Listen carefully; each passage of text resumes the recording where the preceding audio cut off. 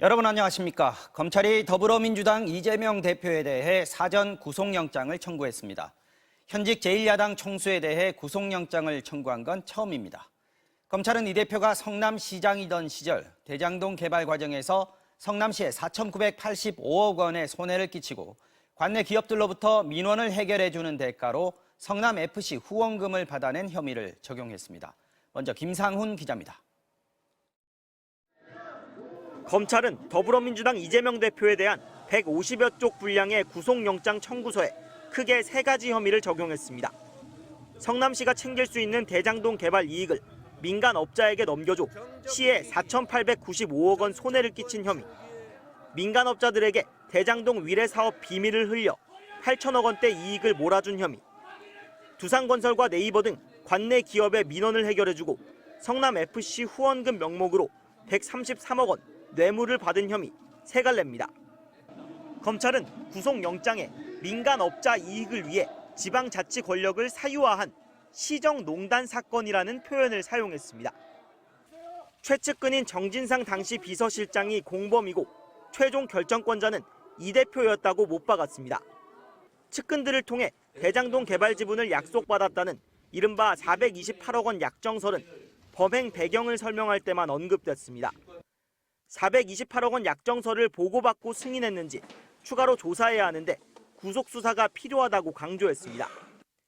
3차례 조사에서 이 대표가 직접 승인한 일까지 진술을 피하며 정치적 문제로 삼고 있다고 태도를 문제 삼았습니다. 또 이재명계 좌장으로 불리는 정성호 의원이 구치소로 정진상, 김용 등 공범을 찾아가는 등 증거인멸 우려가 있다고도 주장했습니다. 윤석열 대통령의 정적을 노린 보복성 수사라는 반발에는 이례적으로 검찰총장이 직접 나서 선을 그었습니다. 천문학적인 개발 이익을 부동산 개발업자와 브로커가 나누어 갖게 만든 매우 중대한 지역 토착 비리입니다. 구속영장을 청구하는 것이 불가피했습니다. 수사팀 역시 야당 대표가 아닌 당시 성남시장에 대한 수사로 일체 다른 고려가 없었다고 밝혔습니다. MBC 뉴스 김상훈입니다. 연금제도 개편을 논의하고 있는 국회 연금특위 민간자문위원들이 퇴직연금에 대해서는 사실상 합의안을 도출한 것으로 확인됐습니다. 금융기관 말고 퇴직연금이 적립되는 기금을 하나 더 만들어서 공적연금처럼 운영하는 방식인데요. 이준범 기자가 단독 취재한 내용 전해드리겠습니다. 직장인들에게 퇴직연금에 대해 물어봤습니다. 있는 건 아는데 어떻게 해야 하는지 잘 몰라가지고 잘 모르고 있어요. 퇴직 때나 손에 쥐는 돈이다 보니 관심이 크지 않은 편이지만 퇴직연금 규모는 300조 원에 육박합니다. 그런데 최근 5년간 운용 수익률은 1.9%, 같은 기간 7.63%를 기록한 국민연금의 4분의 1에 불과합니다. 물가가 오른 걸 감안하면 사실상 손해를 본 셈이지만 금융사들은 매년 1조 원대의 수수료를 가져가고 있습니다. 증권사든 은행이든 그 운영하는 자체가 이렇게 능력이 그렇게 탁월하다고 생각 안 하죠. 수수료는 내고 승률도 까지고 그러니까. 국회 연금개혁특위 민간자문위원회가 퇴직연금을 2개로 분리하는 안을 마련한 것으로 MBC 취재 결과 확인됐습니다. 현재 사업주는 직원 월급의 8.3%를 퇴직연금으로 적립하고 있는데 이 중 3에서 4% 정도를 따로 떼어내 공적기관의 운용을 맡기고 퇴직하면 연금으로 지급하는 방식입니다. 국민연금처럼 누적 수익률이 6%만 돼도 은퇴 이후 소득 대체율이 15% 정도는 될 거라는 게 자문위의 판단입니다.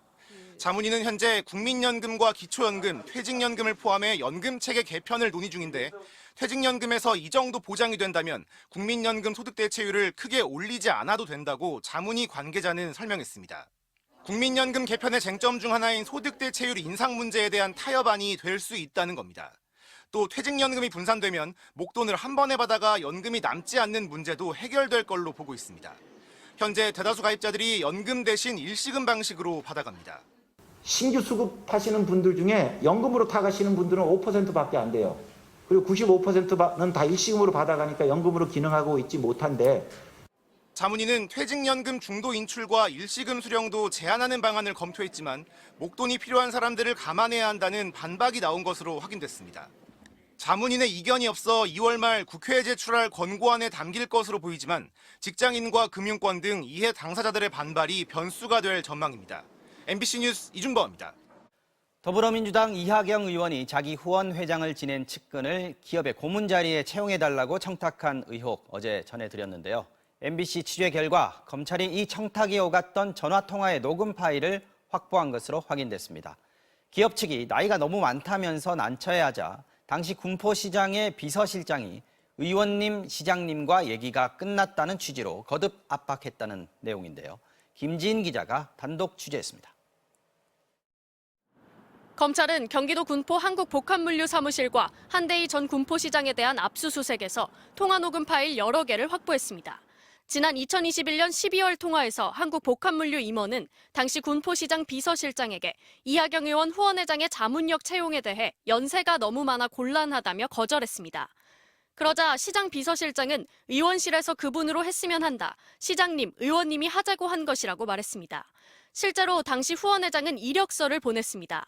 은행에서 퇴직한 인물이었는데 이력으로 2012년 7월부터 현재까지 국회의원 이하경 지역위원회 후원회장이라고 적었습니다. 일주일 뒤 다시 시장 비서실장은 거듭 의원실에서 동의해 그분으로 하라고 했다며 압박했고 이 내용도 모두 녹음돼 있었습니다. 검찰은 통화를 했던 한국복합물류 임원과 자문력으로 채용됐던 당시 후원회장, 현재 도의원인 당시 지역구 보좌관을 불러 채용 경위에 대해 조사했습니다. 이어 오늘은 한대희 전 군포시장과 통화 당사자인 당시 비서실장을 불러 녹음 내용과 청탁 경위를 확인했습니다.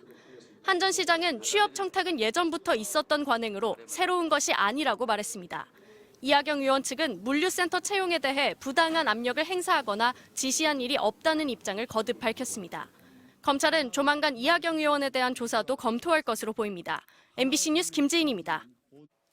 지난달 경기도 고양시에서 20대 아들이 가구 공장에 불을 질러 사장인 아버지를 숨지게 한 사건이 있었습니다. 당시에는 알려지지 않았던 범행 동기와 범행 과정이 경찰 조사에서 구체적으로 드러났습니다. 일단 살해 시도가 이번이 처음이 아니었던 걸로 확인됐는데요. 자세한 내용을 김태윤 기자가 전해드립니다. 지난달 17일 검은 옷차림의 한 남성이 한 가구 공장 쪽으로 걸어갑니다. 가구 공장 사장의 아들인 28살 김모 씨입니다.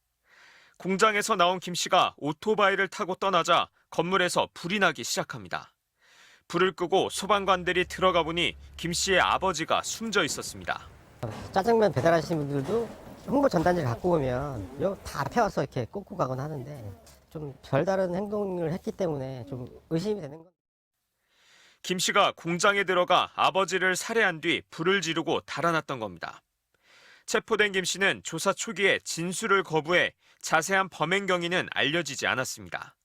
경찰은 김 씨를 구속해 수사하던 과정에서 이 사건 전에도 김 씨의 살해 시도가 있었음을 확인했습니다. 지난해 11월 아버지 차량에 브레이크 호스를 절단해 차가 멈추지 않도록 했는데 아버지가 시동을 끄는 방법으로 멈춰서 미수에 그친 겁니다. 김 씨는 아버지 차량에 위치 추적기를 달아 6개월 동안 위치 정보를 불법 수집했고 휴대전화에선 존속 살인을 검색한 흔적도 나왔습니다. 김 씨는 자라오면서 아버지와 다툼이 잦았고 이 때문에 자신의 건강이 나빠지는 등 아버지에 대한 원한이 컸다고 진술한 것으로 알려졌습니다. 검찰은 김 씨의 죄질이 매우 좋지 않다며 존속 살해와 사체 훼손, 방화 등 기존 혐의에 살인미수 혐의를 추가해 김 씨를 재판에 넘겼습니다. MBC 뉴스 김태윤입니다. 하이브의 지분 인수로 수세에 몰렸던 SM 엔터테인먼트 측이 이수만 전 총괄 프로듀서의 역외 탈세 의혹을 폭로하며 반격에 나섰습니다. 이에 하이브가 다시 가세하면서 SM의 경영권 다툼이 여론전으로 번지는 모양새입니다. 임소정 기자가 전해드립니다.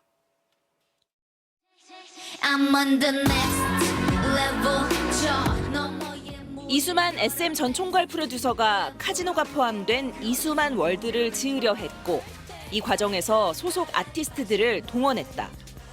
SM 엔터테인먼트 이성수 대표가 자신의 이모부인 이수만 전 총괄을 공개 저격했습니다.